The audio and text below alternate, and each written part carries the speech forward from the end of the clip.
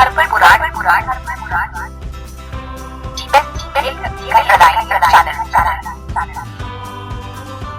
Herbal पुराण के इस channel में आप सबका स्वागत है।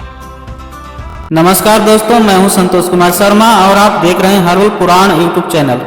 हाँ तो मित्रों, जैसा कि आप लोग जानते हैं कि पिछले वीडियो में हमने चर्चा किया था स्तन कैंसर के बारे में और देखा था कि किस तरह से स्तन कैंसर की 25 साल पुरानी बीमारी मात्र एक खुराक होम्योपैथिक दवा से ही हमेशा के लिए ठीक हो गई थी। ठीक इसी तरह से मित्रों, इस वीडियो में भी हम चर्चा करने वाले हैं एक ऐसे ही अमेजिंग और अविश्वसनीय चमत्कारी घटना के बारे में, जिसमें मात्र एक खुराक होम्योपैथिक दवा ने अपना चमत्कार फिर से दिखा दिया है। और मित्रों, यह प्रयोग हुआ है मेरे ही एक गाय के ऊपर, जो कि एक जानवर है मित्रों।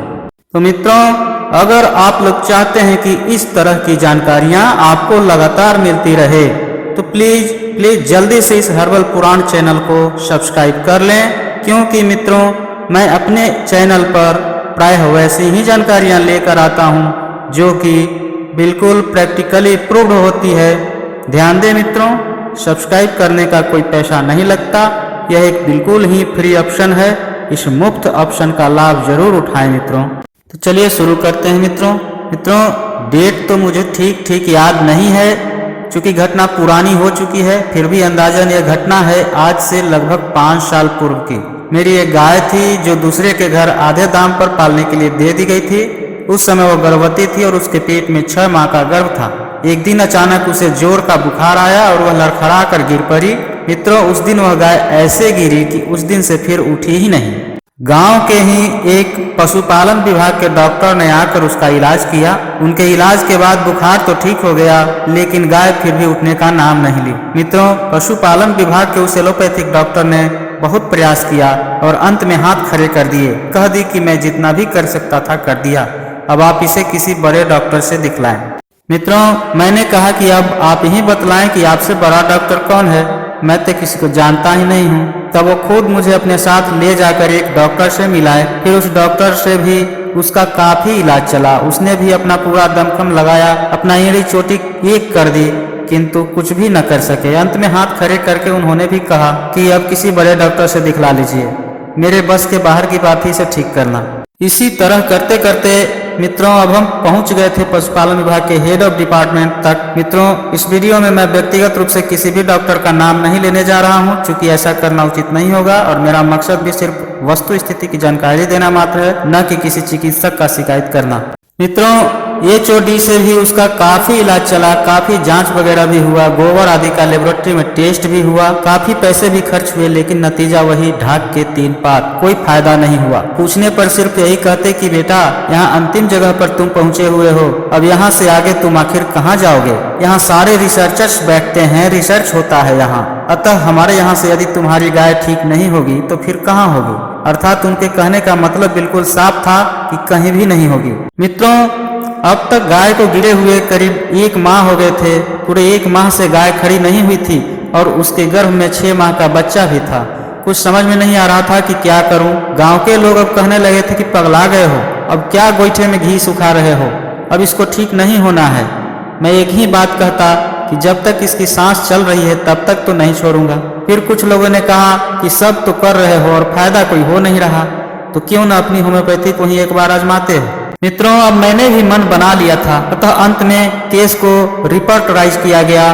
पहले अनुमान के आधार पर मुख्य रूप से 2 बातों को ध्यान में रखा गया कि या तो गाय को दर्द की शिकायत होगी या फिर उसे लकवा का असर होगा। इन्हीं 2 बातों को ध्यान में रखकर डॉक्टर विलियम बोरिक के बताए हुए 2 ट्रायल लिया, जिसमें पहले में सल्फर, कॉस्टिकम और डल्का मारा था तथा दूसरे में सल्फर, कॉस्टिकम और रस्टक्स था। अब इनमें से किसी एक कॉम्बिनेशन को चुनना था। अब बीमारी के कारण का अनुमान किया। वर्षा का मौसम था, बीमार पड़ने से पहले गाय कई दिन पानी में भीग भी गई थी। केस को रिपोर्टराइज किया गया।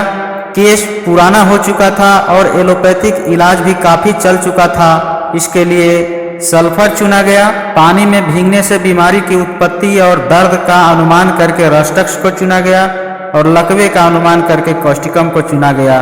अतः मित्रों, इसी के आधार पर विलियम बोरिक के बताए हुए 2 कॉम्बिनेशन में से जो दूसरा कॉम्बिनेशन था रस्टक्स, सल्फर और कॉस्टिकम, उसी का चुनाव किया गया। शाम हो रहा था, अतः उस दिन रात में तीनों दवा का एक एक खुराक खिलाकर छोड़ दे और दूसरे दिन से फिर नियमित दवा चलाने का विचार हुआ, सो वही किया गया। मित्रों, दूसरे दिन सवेरे ही मेरे दरवाजे पर पुकारने की आवाज़ आई। मैं तो डर गया था कि अवश्य ही कोई दुर्घटना हो गई, किंतु मित्रों जब दरवाज़ा खोलने पर जो पता चला वो किसी भी चमत्कार से कम नहीं था। आपको शायद अपने कानों पर विश्वास नहीं हो रहा होगा मित्रों, लेकिन मैं कहता हूँ कि मुझे तो उस समय अपनी आंखों पर भी विश्वास नहीं हो रहा था। लेकिन सच तो सच होता है मित्रों। सचमुच होम्योपैथिक दवा के उस सिंगल डोज ने अपना चमत्कारी प्रभाव दिखा दिया था। वह गाय जो पूरी 1 माह से गिरी हुई थी और बहुत प्रयास करने पर भी 1 माह में कभी 1 सेकंड के लिए भी खड़ी नहीं हुई थी, आज भोर में अपने आप से अचानक कैसे खड़ी हो गई, यह देखकर सचमुच मुझे अपने आंखों पर ही भरोसा नहीं हो रहा था। लगता था कि मैं कोई स्वप्न देख रहा हूँ मित्रों, मैं अभी कुछ समझ भी नहीं पाया था कि तभी गाय की पैर लड़खड़ाने लगी और वह धीरे से बैठ गई। मुझे संतोष हुआ कि चलो गिरी नहीं, आराम से खुद से बैठ गई। मित्रों, कुल मिलाकर गाय करीब 5-7 मिनट ही खड़ी रही, किंतु फिर भी मुझे बड़ी खुशी हुई।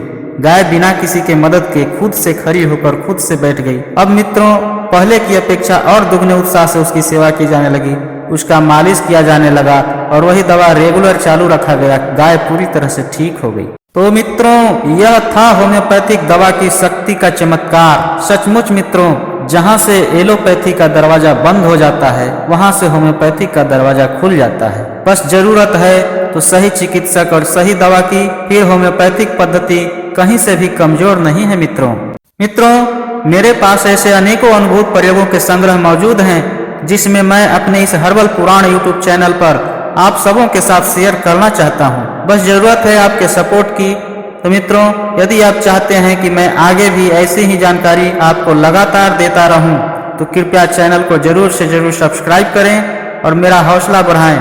साथ ही जानकारी यदि अच्छी लगी तो कृपया लाइक, शेयर और कमेंट जरूर करें मित्रों। वीडियो देखने के लिए बहुत बहुत धन्यवाद।